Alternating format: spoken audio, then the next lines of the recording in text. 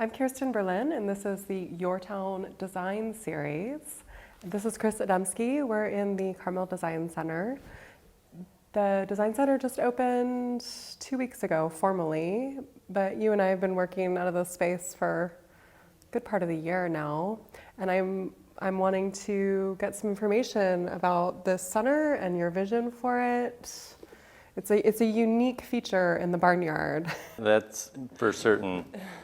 I've worked in the construction and design industry about 20 years now, and I just recognized that there was nowhere good, no good local resource for people like me or you to go to kind of have a place to,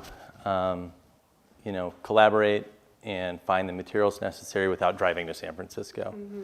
And a lot of our clients come in town, a lot of second homes, they're just here for maybe a couple days a week at the most, and to take several trips up and down the San Francisco Bay Area Peninsula and the city wasn't a good use of time.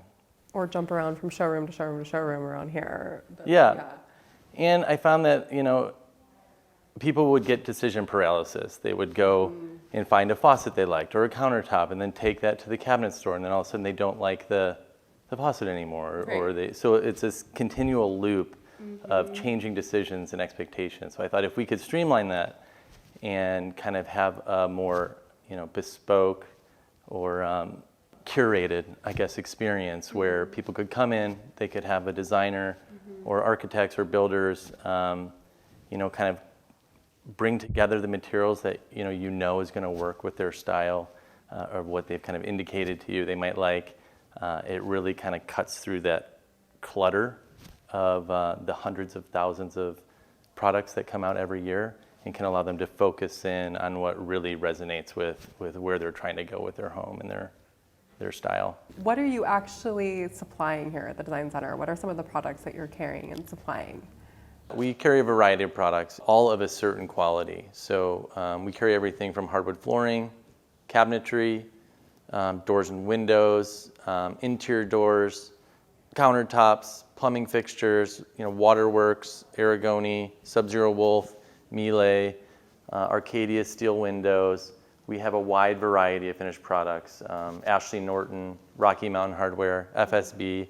So all a certain level of quality, a very high level of quality. So we pull together, with designers, with builders, with architects, before the clients come to town, different materials from each of those product lines to show people a kind of concise vision of what we imagine for their house. Right, because a lot of times as a designer, I'll have my fabrics and I'll have my tiles. I won't necessarily have an example of the window on hand, or maybe so it's just to have it all here, and then you can swap it out. Yeah, it becomes just right here on site, right? It becomes a collaborative process even with the client. So if we have, a package pulled together with a bunch of different materials, and they get here and they're like, I love everything about this, but this cabinet door. We can pull from our inventory of different materials to kind of work with them in a collaborative way, get people excited about what's going on. But having that experience with the designer or architect, builder, whoever beforehand, to make sure we're ready and we're presenting a curated example. It becomes a collaborative process. We know to be the best products for the vision they're trying to achieve, I think is really priceless and kind of brings home to people what we're trying to do here. Right, and speaks to the common mistake of not necessarily getting that team on a unified front at the beginning to save time and money and confusion of going in circles. I feel like, I feel like that's sort of addressing one of those common issues, is creating a space for everybody to come together for that purpose. Absolutely, and it avoids a lot of heartache and hurt feelings and problems down the road when you can, start with the end in mind, and everybody's on the same page moving in one direction. Right, and all the specialists are on a unified front. That's so important. So important. Yeah.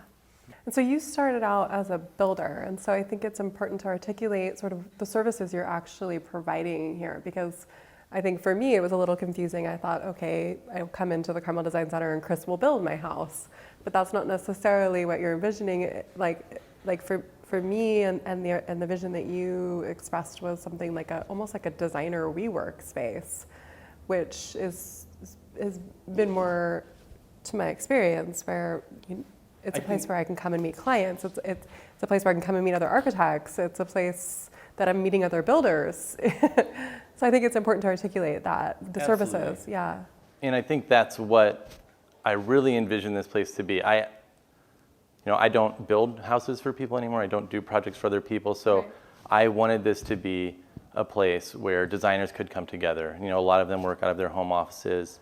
Right. But if they have someone coming to town, this can be a space where they can hold their meetings. They could host a lunch. They could do, any number of, meet other designers, builders, kind of collaborate on different projects. And that has kind of come to fruition already, even before we've opened. Yeah, that's been my experience and my use of the space, and it's been very unique for me. And I work from home, and it's been a wonderful opportunity to get this amazing, gorgeous space when I bring clients in.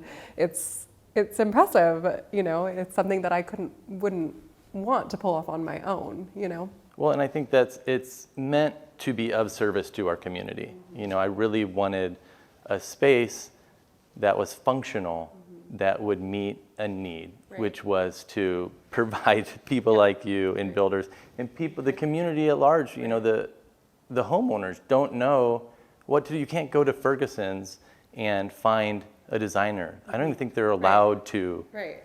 endorse Recommend. people or recommend for Right. whatever legal reasons. But that's what we're all about, and it's partnering the correct designer with the correct project, and the correct contractor with the correct project, because Right. different contractors do different scale of jobs, and some people just need a kitchen or a bathroom, other people need their whole house, and obviously that's not the same tool for every job. Right. Not the same contractor or designer. Some people may be more contemporary, some people might be more classic.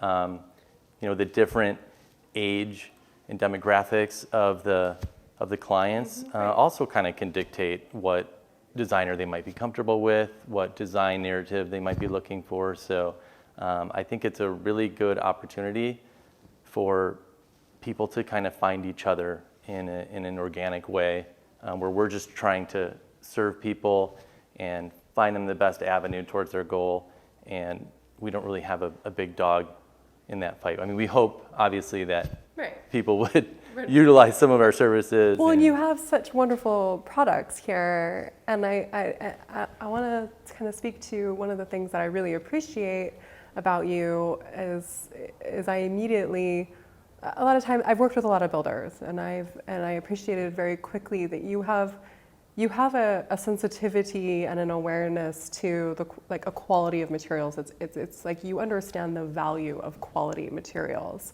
I can't say that about necessarily Right. every builder that I've worked with. utilize some of our That you really can services. distinguish between what's really high quality and what doesn't feel right, but not necessarily more expensive, right? Like something like a natural plaster finish, it's simple in a way, but there's a quality to it that I think that you appreciate. And then, anyway, I appreciate your sensitivity to that. And I think what you've done really successfully is you've kind of said, this is what I would want to experience, and you've created that experience for other people.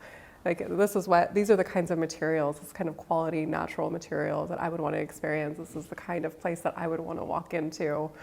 These are the kinds of people that I would want to work with, and you've provided that for the community, or that is the vision to sort of continue that out into the community. So I'd love to hear about your path to this place and maybe your building experiences, because you've built and are building really wonderful quality homes and really precious places in this community right now. And I wonder if you could speak to that side of things. Well, thank you. Thank you. That was very kind. I could hear that all day. But yeah, I think, I don't want to be personally associated or working with things that aren't of the utmost integrity and quality of what they are. Right. I don't like, personally, a ceramic tile that looks like a wood floor. It's just totally inauthentic to me. It's You just offended a lot of thank you. people That right was there. very, But I appreciate it. I'm sorry, I have to be honest, right? So I think could hear in that all the day, goal but, of this space was to yeah, I impress think, upon people that we're coming from a place of authority on quality, and we're really controlling the level of the quality of the materials that are in here. That doesn't mean they're expensive. You know, we have, I mean, some of them are expensive, Right. clearly, but There's tears. we have different tiers, but nothing within any of those tiers is You just offended a lot of people inauthentic, right there. is not But I of a appreciate substantial that. quality, is not of a material that would be healthful for people and would be contributing to their enjoyment and quality of life, and you know, ease of worry, I guess you'd say. Like, I don't want to put things in people's houses that might fail or they're going to have to worry about or you know, maintain, or I'm trying to maintain that highest level of quality, and with the people that we recommend and that we work with, you know, and I think that this space kind of sets the stage towards that. And in my construction business, you know, I feel like that's really an expression of, you know, for me, it's like my creative outlet, and I want what I'm putting into the world to be as good as it could possibly be. Well, no, I mean, I think a lot of developers are saying, how little can I put in and how much can I get out? And how beautiful do I have to make it to make the sale? Like, I feel like that's a lot of the mentality I see, and I don't necessarily, I mean, obviously that's a factor, and that's a grounded factor of, obviously you want to make profit. But I see a little bit more in-depth appreciation of the process with you. Well, and for me, it is about that, but I've found that the better product I put out there, the more I invest into it, the more I get out of it. So it's paid me back. And I don't do, you know, I'm not crazy, but I don't do that much calculus on what's the cheapest way for me to get this done. For me, it's what's the highest quality way for me to do this, Cost effectively.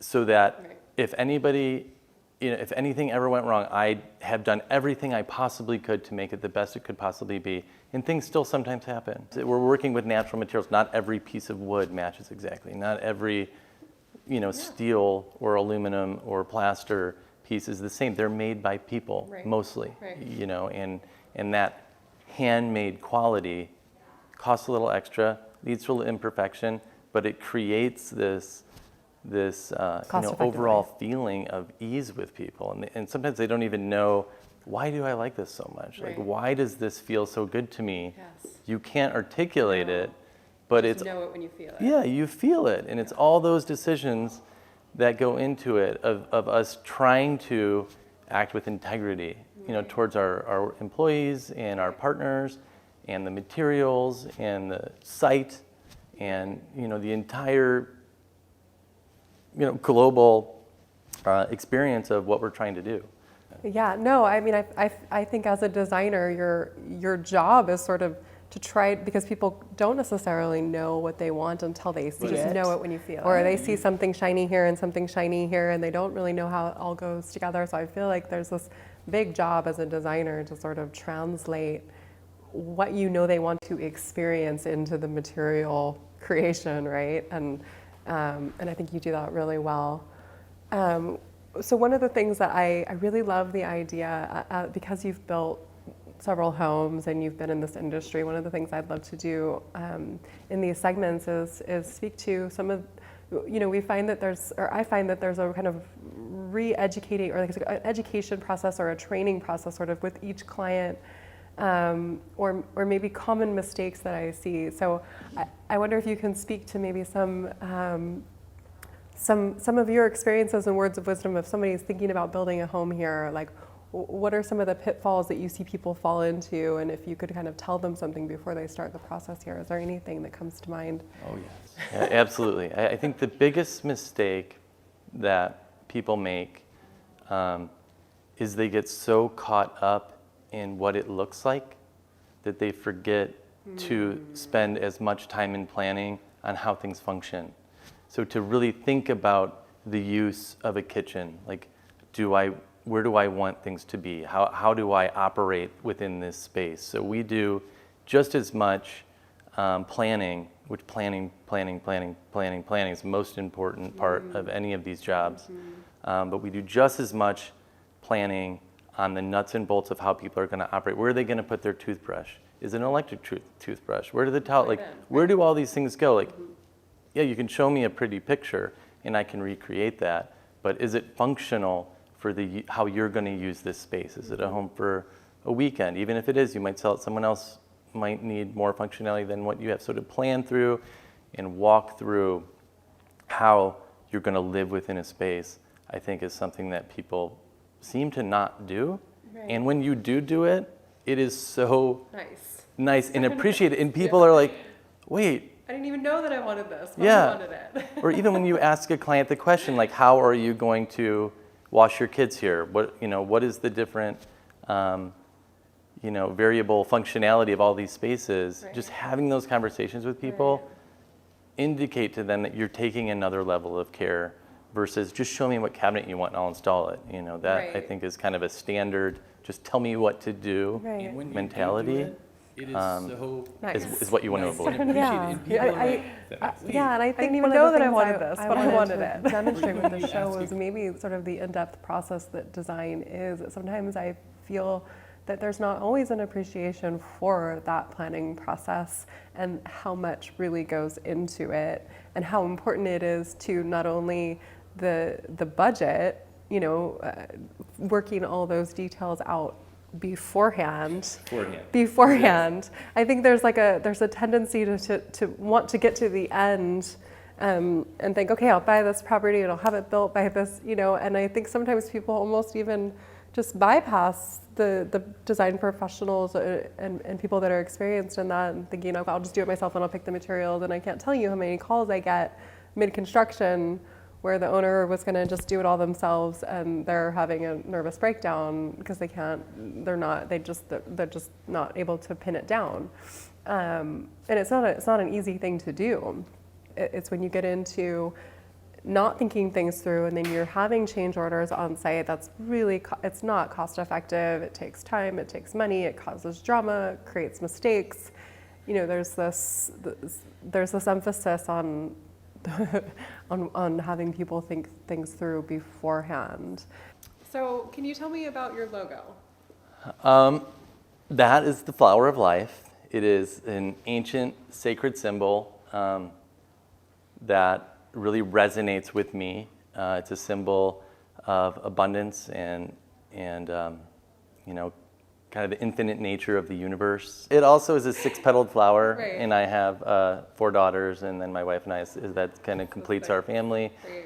Yeah, it just resonated with me for this space, for people to kind of have, the collaborative can you tell spirit me about your logo? And work together to kind of achieve that is anything. The flower For me, I was like, sacred symbol that really resonates with me. I studied economics in college, and abundance I went into finance, out of college, like everybody's supposed to, and was working 80-hour weeks and making good money, and just found it so soulless and meaningless, just the creation of wealth. And I kept flashing back to this experience I had. For me, I was like, in Toledo, Ohio, driving in a station wagon with my father, and pulling up to a corner called Reynolds Corners, this little kind of depressed old neighborhood. But my dad told me, he's like, your great-grandfather built these houses. Mm-hmm. And something about that moment in my life just really kind of stuck with me, that he had created something out of nothing, that was so useful to people and would last forever. And I think that kind of has just that one moment led me on this whole path to want to reevaluate my life in a more meaningful way. And I was living in Ohio at the time, and it's kind of started me on this journey of wanting to build things, and wanting to create things, and wanting to be of service to people and see things, kind of start as dirt and turn into people's dreams. And it's been a very fulfilling experience for me. it's been a very windy road, but it's kind of led us to where we are now, which is this beautiful center and this beautiful location that I hope can be of service to kind of make other people's dreams, happen the way mine have been able to happen. This is such a pleasure to interview you. Thanks for your Oh, time. thanks, Kierstyn. Yeah.